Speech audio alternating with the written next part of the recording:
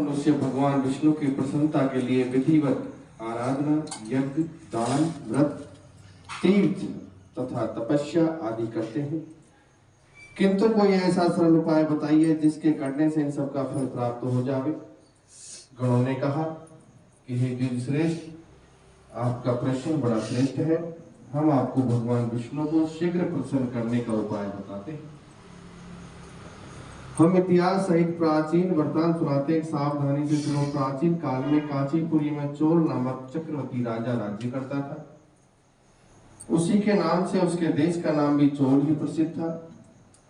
राजा चोल के राज्य में कोई प्राणी दरिद्र, दुखी, पापी और रोगी नहीं था। ये सब राजा के यज्ञ करने का प्रभाव था। ताम्रफणी नदी के दोनों किनारों पर सोने के यज्ञ स्तंभ सुशोभित थे। एक दिन वह राजा भगवान विष्णु के पास गया। भगवान उस समय शेषशैया पर योग निद्रा व सो रहे थे। राजा ने उनकी मणियों, मोतियों और स्वर्ण के दिव्य फलों फूलों द्वारा पूजा की। वह साष्टांग प्रणाम करके भगवान के चरणों के पास ही बैठ गया। थोड़ी देर के बाद राजा ने अपनी नगरी कांचीपुरी के ब्राह्मण विष्णुदास को वहां आते हुए देखा। विष्णुदास भगवान की पूजा के लिए तुलसी दल और जल लेकर लिए हुए था। विष्णुदास ने वहां आकर भगवान को विष्णु सूक्त मंत्रों द्वारा स्नान करवाकर मंजरी तथा तुलसी दलों से उनका विधि पूर्वक पूजन किया। विष्णुदास के चढ़ाए हुए दलों से राजा के चढ़ाए हुए मणि, मोती व स्वर्ण के फूल ढक गए। राजा ये देखकर क्रोध से भरकर बोला कि ढोंगी मूर्ख, तूने मेरी चढ़ाई हुई मणियों, मोतियों व सोने के फूलों को तुलसी दल में अपने सादे फूलों से ढक दिया है। तू भला भक्ति करना क्या जाने, क्योंकि तूने मेरे किए हुए विचित्र श्रृंगार को बिगाड़ दिया है। राजा की बात सुनकर विष्णुदास को भी क्रोध चढ़ाया और वह राजा के गौरव को तुच्छ समझकर कहने लगा कि हे राजन, तुम भक्ति करना नहीं जानते, तुमको अपने धन का घमंड है। बताओ, आज से पहले तुमने भगवान के कितने व्रत किए? देवगण ने कहा कि ब्राह्मण के ऐसे वचन सुनकर राजा ने घमंड में हंसकर कहा कि हे विप्र, भगवान की भक्ति के अभिमान से तू ऐसी बात कह रहा है। तो मैं पूछता हूँ कि तेरे जैसे भिखमंगे ब्राह्मण में भगवान भक्ति की कितनी है? क्योंकि तुमने आज तक भगवान की प्रसन्नता के लिए कुछ भी नहीं किया, नहीं तो कोई मंदिर बनवाया, तब तुम भला इस प्रकार की भक्ति का क्या जानो जैसे कि तुम कर रहे हो। यहाँ जितने भी ब्राह्मण बैठे मेरी बात को ध्यान पूर्वक सुने और देखें कि भगवान विष्णु दर्शन मुझे होते हैं या कि उसे। इसके बाद दोनों की भक्ति के संबंध में आप लोग जान लेंगे।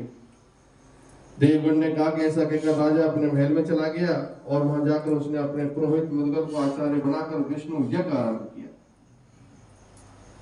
उसने उस यज्ञ में अनेकों ऋषि महर्षियों को बुलाया, उनको बहुत सा अनाज और नकदी आदि दक्षिणा दी।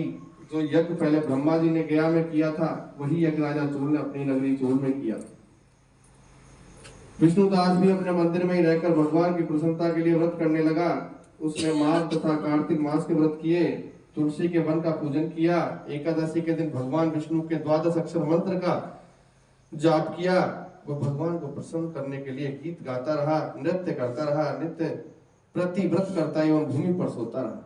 हर समय भगवान विष्णु का स्मरण करता और सब प्राणियों में समदृष्टि से भगवान को ही देखता था। इस प्रकार राजा चोल और विष्णु द्वारा दोनों को आराधना करते हुए बहुत दिन बीत गए। तो गणों ने कहा, विष्णुदास एक दिन भोजन तैयार करके भक्ति में तल्लीन था कि कोई उनका भोजन चुरा कर ले गया, लेकिन सायकाल की आराधना हो सके और व्रत भंग न हो, इसलिए उसने उस दिन दोबारा भोजन तैयार नहीं किया।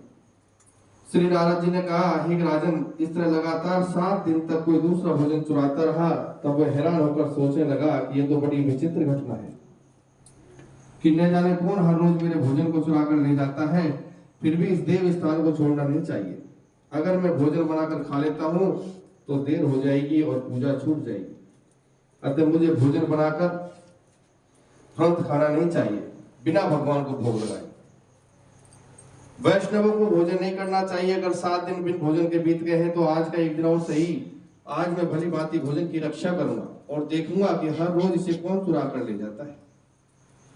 ऐसा सोच विष्णुदास भोजन के पास ही छिप कर बैठ गया।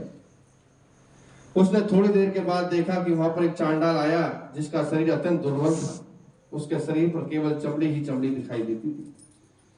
जब वो चांडाल भोजन चुराकर चल दिया तो विष्णुदास ने उसे पुकारा कि हे भाई, ये रूखा भोजन ले जाकर क्या करोगे, घी भी तो लेते जाओ।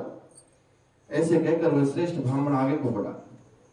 विष्णुदास को अपनी ओर आते देखकर वह चांडाल तेजी से दौड़ने लगा। वह ब्राह्मण से डर गया, लेकिन निर्बलता के कारण दौड़ भी नहीं सका। वह भूमि पर गिर पड़ा, मूर्छित हो गया। चांडाल को मूर्छित देखकर विष्णुदास लपक कर उसके पास पहुंचा और अपने वस्त्र से उस पर हवा करने लगा। और इसके बाद उसने जो कुछ देखा उसे देखकर वह आश्चर्यचकित रह गया।